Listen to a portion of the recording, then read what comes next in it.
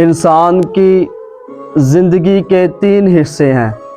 پہلا حصہ ہوتا ہے بچپن۔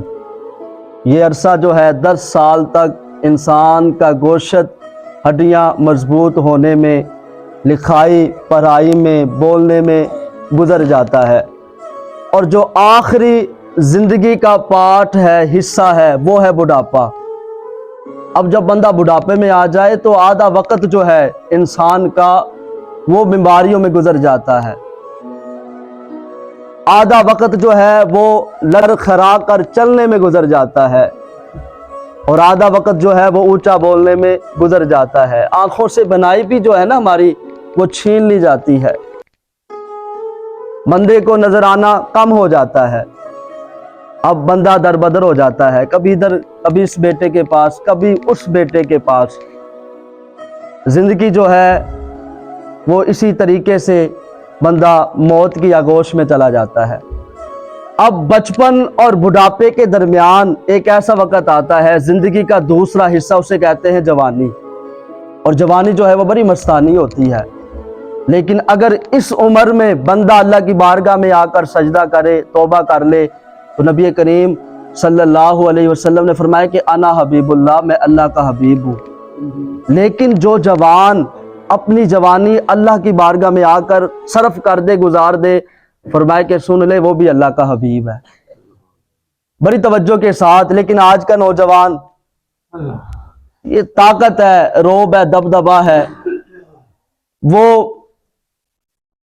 اپنی زندگی جو ہے وہ گناہوں میں گزار رہا ہے، موبائل پہ گانے، میوزک سننے میں، بے حیائی دیکھنے میں، زنا کرنے میں، شراب پینے میں اپنی زندگی بسر کر رہا ہے۔ لیکن یاد رکھیں، کرامن کاتبین، اللہ کے فرشتے جو ہر وقت تیرے ساتھ ہیں، یعلمون ما تفعلون، وہ نوٹ کر رہے ہیں تو اپنی زندگی کیسے بسر کر رہا ہے۔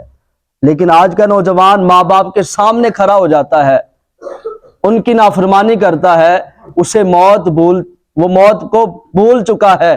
لیکن یاد رکھیں، کل قیامت کا دن ہوگا، 50,000 سال کا تو دن ہوگا، سورج 1.25 میل پہ ہوگا، زمین تانبے کی ہوگی۔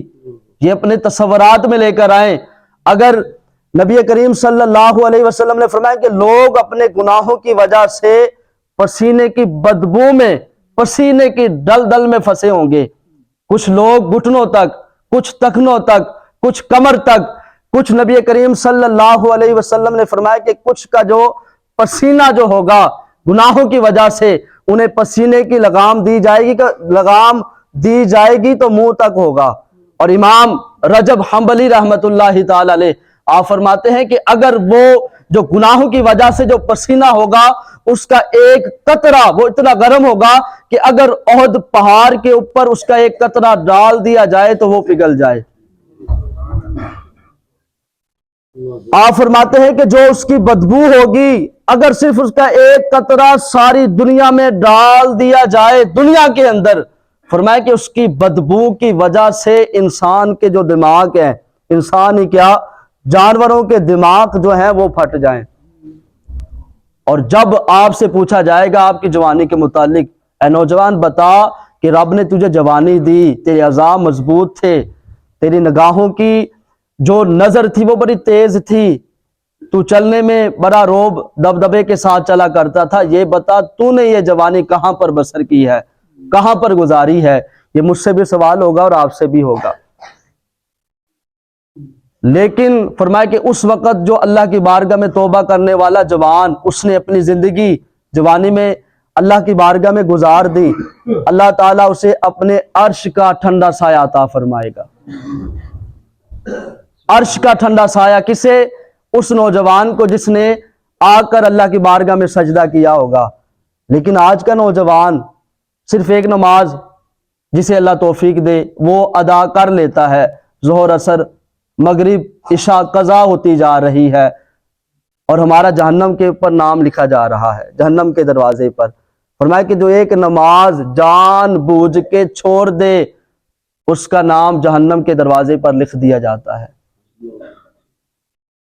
اور پتہ نہیں کب تک اسے عذاب دیا جائے گا۔ یاد رکھیں، وہ ایسا لمحہ ہوگا، سورہ یاسین میں اللہ تعالیٰ فرماتا ہے الیوم نختم علی افواہہم، تمہارے منہوں پر مہر لگ جائے گی، بند ہو جائیں گے، تالے لگ جائیں گے، پھر کیا ہوگا؟ وَتُكَلِّمُنَا أَيْدِيهِمْ، تمہارے ہاتھ کلام کریں گے۔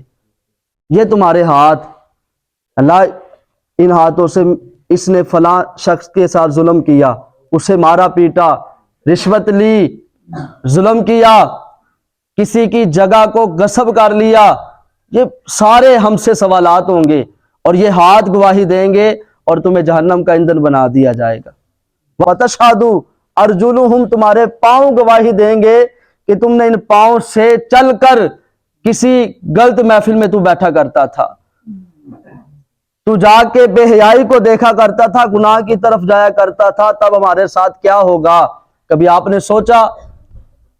فرمایا کہ یہ گواہی دیں گے کہ اللہ یہ مسجد میں نہیں جایا کرتا تھا، دوستوں کے ساتھ بیٹھ کر اپنا وقت گزار دیا کرتا تھا، اللہ تیری نافرمانی میں وقت گزارا کرتا تھا، اور پھر تمہیں جہنم کا ایندھن بنا دیا جائے گا۔